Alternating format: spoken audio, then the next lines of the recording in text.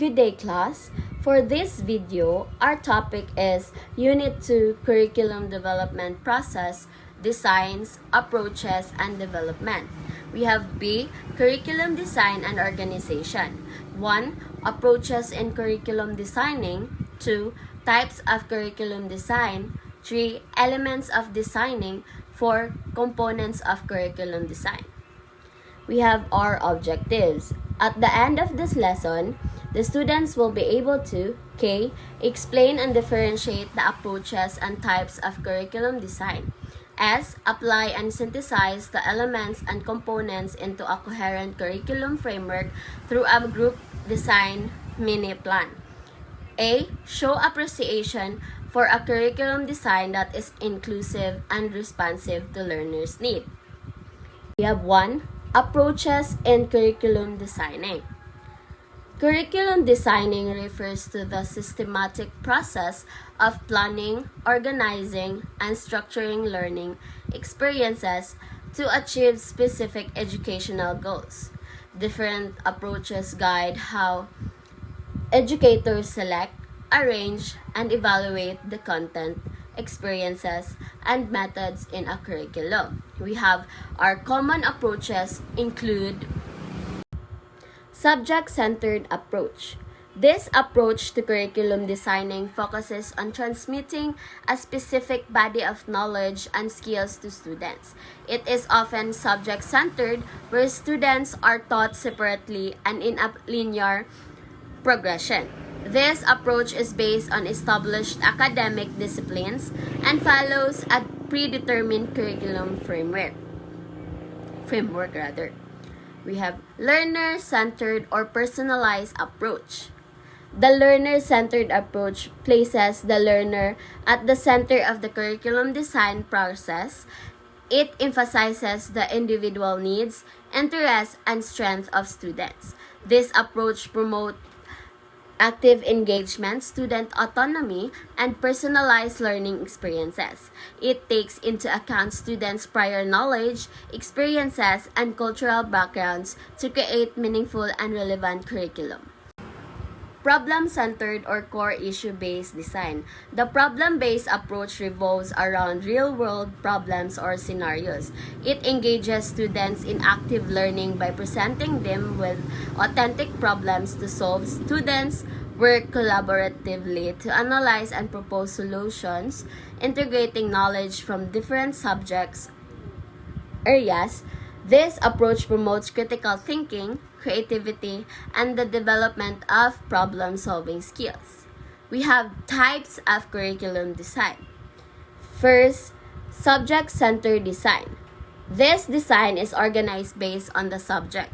It revolves around the teaching of an established body of content derived from the accumulated wisdom of the academic discipline. The design is not learner-centered because it is not concerned with the learner's attributes, such as the learning style, compared to other designs. Parts or under this design is broad field design, B. Academic discipline design. Second, learner-centered design, an approach to curriculum design that places the learner at the center of the educational process. It focuses on the needs, interests, and unique characteristics of individual learners, aiming to create a meaningful and engaging learning experience. Learner-centered design recognizes that students are active participants in their learning journey and seeks to empower them to take ownership of their education.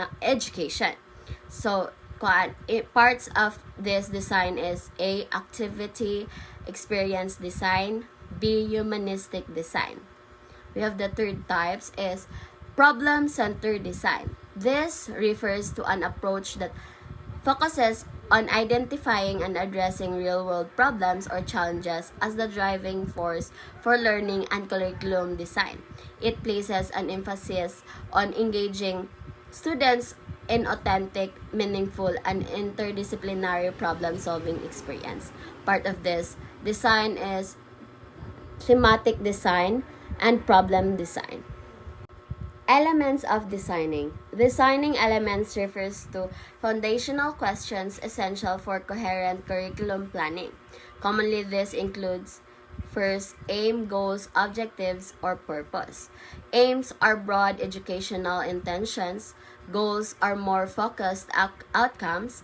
Objectives are specific, measurable learning outcomes. For example, explain, analyze.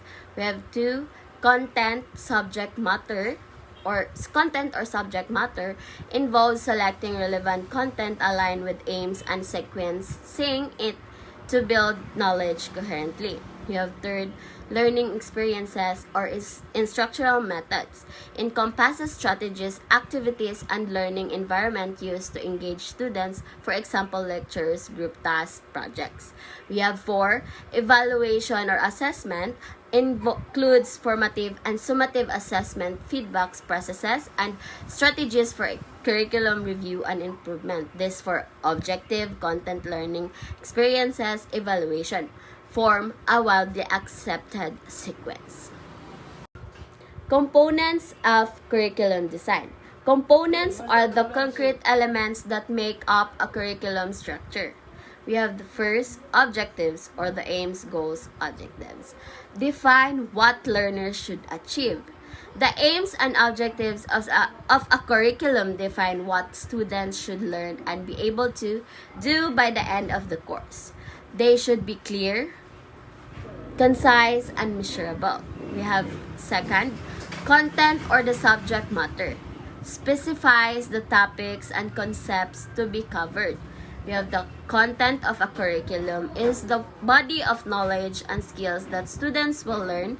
It should be relevant to the students' interests and needs, and it should be organized in a way that makes sense.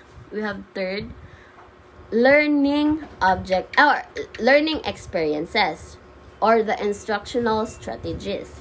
Includes activities, resources, and pedagogical approaches used for learning.